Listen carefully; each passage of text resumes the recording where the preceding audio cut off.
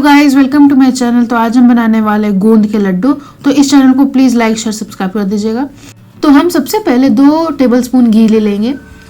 तो ये गोंद के लड्डू अक्सर हम ठंडी के सीज़न में ही खाते हैं क्योंकि इससे हमारी बॉडी को गर्म करने में मदद मिलती है और ये कोई भी आपको जनरल स्टोर में मिल जाएगा, इजीली अवेलेबल होगा। मैंने इसे 100 ग्राम ले लिया है। आप कितना भी अपने हिसाब से इसे ले सकते हैं। तो ये कुछ इस तरीके से दिखेगा, ये स्टोन की तरह दिखता है और हम इसे थोड़ा थोड़ा करके डालेंगे। बिल्कुल सारा इकट्ठे हमें नहीं डालना है क्योंकि ये फिर स्टिक हो जाएगा और जब हम इसे फ्राई करेंगे तो जैसे आपको अभी स्टोन दिख रहा था उस टाइम पे ये फूल जाएगा। धीरे धीरे करके हमें लो मीडियम पे ही इसे पकाना है, हाई मीडियम पे बिल्कुल नहीं करना है। आप देख सकते हैं कुछ इस तरीके से इसे हम फ्राई करना है और हम सारी चीज़ों को घी में ही फ्राई करेंगे। वैसे इस डिश में हम घी ज़्यादा यूज़ नहीं करेंगे, हम बिल्कुल ही कम मात्रा में हर चीज़ यूज़ करेंगे घी को। और ये कुछ इस तरीके से फ्राई होगा, लगभग 1 से 2 मिनट में अच्छे से फ्राई होकर के निकल जाएगा। आपको ज़्यादा फ्राई करने की ज़्यादा ज़रूरत नहीं है और इसे हमें कंटिन्यूसली पकाते रहना है अच्छे से और ये लगभग 1 से 2 मिनट में आराम से ही पक जाएगा। अगर हम इसे बीच में छोड़ देंगे तो फिर ये कढ़ाई में नीचे जल जाएगा जिससे कि हमारा पूरा गोंद खराब हो जाएगा। तो हमें ख़राब नहीं करना है, इसे अच्छे से पकाते रहना है। तो ये कुछ इस तरीके से दिखेगा आपको, ये देख सकते हैं बिल्कुल ही खिला खिला दिखेगा, बिल्कुल ही एकदम अलग अलग दिखेगा। तो अब हम सारे ड्राई फ्रूट ले लेंगे, आप अपने हिसाब से कोई भी ड्राई फ्रूट ले सकते हैं।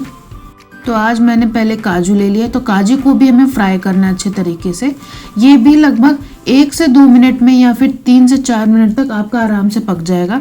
इसे भी हमें लो मीडियम में ही पकाना है, किसी को भी ज़्यादा हाई मीडियम में नहीं पकाना है क्योंकि फिर वो बिल्कुल ही जल जाएंगे। तो हमें जला हुआ चीज़ें बिल्कुल नहीं चाहिए। तो हमें इसे गोल्डन फ्राई में पकाना है कुछ इसी तरीके से। और अगर आपका जो गोंद का घी है वो बच जाएगा तो हमें उसी में पकाना है। तो अब हम बादाम को भी पका लेंगे कुछ इस तरीके से। अगर आपके पास ज़्यादा घी रह रहा है तो आपको और घी डालने की ज़रूरत नहीं, जैसे कि मैंने नहीं डाला है। आपको उसी घी में ही पकाते रहना है।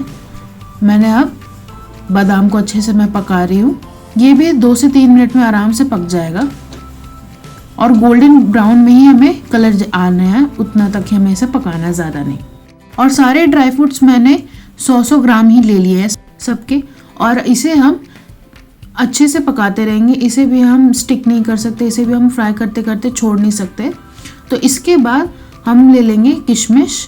तो आप अलग अलग तरीके से भी बहुत सारे चीज़ इसमें डाल सकते हैं, जैसे आप सीड्स भी डाल सकते हैं, मखाने भी डाल सकते हैं।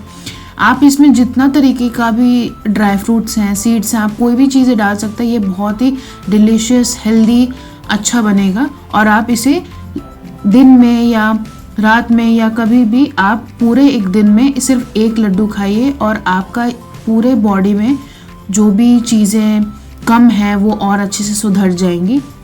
तो ये कुछ किशमिश भी कुछ इस तरीके से दिखेगा, लेकिन फिर बाद में ये अपने ही शेप और साइज़ में आ जाएगा। तो अब हम खसखस ले लेंगे, जिसे हम पॉपी सीड्स भी कह सकते हैं। तो हम इसे 2 चम्मच भर करके खसखस ले लेंगे, यानी कि 2 टेबलस्पून। इसे भी हमें गोल्डन फ्राई में ही pकाना है, पर आप देख रहे होंगे कि इसमें हम घी नहीं यूज़ कर रहे, तो हम बिना घी के इसमें हमें पकाना है लगभग 1 से 2 मिनट तक के लिए। और इसे भी हम लो टू मीडियम में ही पकाएंगे।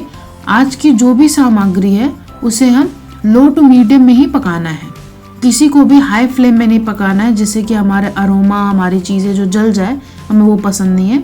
इसके बाद हम ले लेंगे मगज की बीज, जिसे हम मेलन सीड भी कहते हैं। तो मैंने 50 से 60 ग्राम ले लिया है। और अगर आपको कोई भी सीड लेना है तो सबसे पहले आप उसे रोस्ट कर लीजिएगा ज़रूर। तो मैंने मेलन सीड ले लिया था, तो मैंने उसे भी रोस्ट कर लिया है। आपको ज़्यादा रोस्ट नहीं करना है, 2 से 3 मिनट तक रोस्ट करना है बस। और ये कुछ इसे हमें गोल्डन ब्राउन तक पका लेना है। तो अब मैंने 100 से 150 ग्राम डेसिकेटेड कोकोनट, नारियल का बुरादा जिसे हम कहते हैं, वो ले लेना है। हमें इसे भी रोस्ट करना है।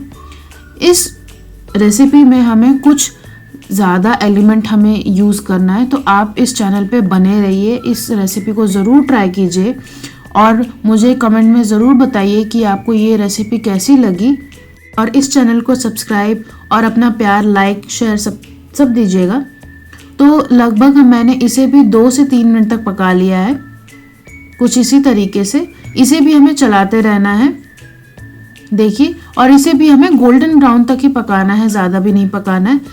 क्यों मैंने ये डेसिकेटेड कोकोनट लिया है, क्योंकि इससे और भी लड्डू में और भी अच्छा टेस्ट, अरोमा सब आता है। और आप एक बार ये एलिमेंट को डाल करके, इस डेसिकेटेड कोकोनट को डाल करके ज़रूर ट्राई कीजिएगा कि आपके जो लड्डू है वो और टेस्टी और अच्छे से निखर करके आएगा। नटी एलिमेंट के लिए मैंने इसे डाला है। तो अब हम 2 टेबलस्पून घी ले लेंगे। और तो इसके बाद मैंने बेसन ले लिया। मैंने एक थोड़ा सा ट्विस्ट किया है इस रेसिपी में। आप इस रेसिपी को ज़रूर ट्राई करके मुझे बताइएगा। मैंने इस रेसिपी को ट्राई किया और मुझे बहुत टेस्टी लगा है। तो मैंने 1 और आधा टीस्पून मैंने बेसन ले लिया है। इसे भी हमें गोल्डन ब्राउन तक पकाना है। तो इसे पकाने में हमें 5 से 10 मिनट लग जाएंगे। कुछ इसी तरीके से आपको पकाना है और बिल्कुल लम्स को बिल्कुल नहीं रखना है। तो अब मैंने इसमें 1.5 कप आटा ले लिया है। मैंने गेहूं का आटा लिया है। आप कोई और सा भी आटा ले सकते हैं, पर आप प्रेफर कीजिएगा इस लड्डू में गेहूं का आटा ही लेने के लिए। तो हमें कुछ बाइंड के लिए कुछ तो एलिमेंट चाहिए, तो मैंने गेहूं का आटा लिया है। तो इसे भी 5 से 10 मिनट तक लो टू मीडियम में ही पकाना है, पर आप मीडियम फ्लेम में ही आप इसे पकाइएगा। इसे हमें चलाते रहना है। अगर आपने इसे छोड़ा तो नीचे से जल जाएगा, ऊपर से कच्चा रह जाएगा। तो हमें इसे अच्छे तरीके से पकाते रहना है, बिल्कुल नहीं छोड़ना है अपने आंच पे। चाहे आप लो फ्लेम पे पकाएं या फिर मीडियम फ्लेम पे पकाएं, हमें आटा को बिल्कुल नहीं छोड़ना है। इसे हम स्टर करते रहना है, इसे हमें अच्छे से भूंजते रहना है या फिर फ्राई करते रहना है। ड्राई जिंजर पाउडर डाला है, सौंठ का पाउडर। आप एक बार सौंठ का पाउडर इस लड्डू में डाल करके इस रेसिपी को ज़रूर ट्राई करके देखिएगा। आपको ये इतना टेस्टी लगेगा खा करके कि आप मुझे कमेंट में ज़रूर आकर के बताइएगा। मैंने ये एक ट्विस्ट करके देखा था और ये बिल्कुल ही अच्छा टेस्ट आया और इस चीज़ से बहुत ही फ्लेवरफुल बना। तो इसके बाद हम इसे अपने हाथों से अच्छे से क्रश करेंगे, इसे अच्छे से पीस देंगे। तो हमने ब्लेंडर यूज़ नहीं किया है, क्योंकि अगर हम ब्लेंडर यूज़ करेंगे तो उसका सारा घी निकल जाएगा हमारे गोंद का। तो हमने हाथ से ही पीसा है। तो ये कुछ इस तरीके से दिखेगा। आप ओखली में भी पीस सकते हैं। तो अब हम सारे जो भी ड्राई फ्रूट्स थे हमें उसे भी पीसना है, उसे भी करना है। तो हमें इसे दरदरे में ही रखना है। इसे हम अगर ज़्यादा पीस देंगे तो इसे भी हमने घी में ही फ्राई किया है, तो इसका भी सारा ऑयल निकल जाएगा, वो हमें नहीं चाहिए बिल्कुल भी। तो जो भी हमने प्रेप किया था उसे हमें कंप्लीट करना है। तो अब हम सब चीज़ों को असेंबल कर रहे हैं। तो सबसे पहले मैंने ड्राई फ्रूट पीस करके डाल दिया है। तो अब हम मगज का बीज और हमारा जो पॉपी सीड है, जो खसखस है, उसे भी हमें पीस लेना है। अगर आप पीसना चाहते हैं तो आप पीस सकते हैं, नहीं पीसना चाहते हैं तो आप ऐसे भी डाल सकते हैं, पर मैंने पीस लिया था। तो अब हम कुछ इस तरीके से सारे इकट्ठे हमें सब कुछ डाल देना है अच्छे से। तो इसके बाद हम नारियल का जो हमने बुरादा किया है उसको भी हम अच्छे तरीके से इसमें डाल देंगे। और जो हमने ड्राई फ्रूट्स पीसा था उसे हम दरदरे में ही पीसना है। इसके बाद हम जो भी हमने सारे गोंद का जो हमने पीसा था उसको भी हम इसी में ही चीज़ें में डाल देंगे, क्योंकि अब हम फाइनल स्टेज पे आ गए, हमें अब लड्डू बनाना है। तो आपने नोटिस किया होगा कि हमने जो भी ड्राई फ्रूट्स था वो उसमें हम किशमिश नहीं डालें। किशमिश हम ऐसे ही डाल देंगे बिना पीसे हुए। और अब हम जो भी हमने आटा का हमने जो फ्राई किया था उसको भी हम डाल देंगे कुछ इसी तरीके से। और जो हमारा लड्डू है उसे हम ब्रह्माहट में ही शेप देना है। क्यों? क्योंकि अगर जैसे ही धीरे धीरे ये ठंडी हो जाएगी तो हमारा जो भी शेप है वो बनेगा नहीं, हमें एक लड्डू के शेप में, एक गोल के शेप में हमें बनेगा नहीं। तो अब हम सारी चीज़ों को मिक्स कर लेंगे अच्छे से, एक मिक्सचर के टाइप में बना लेंगे।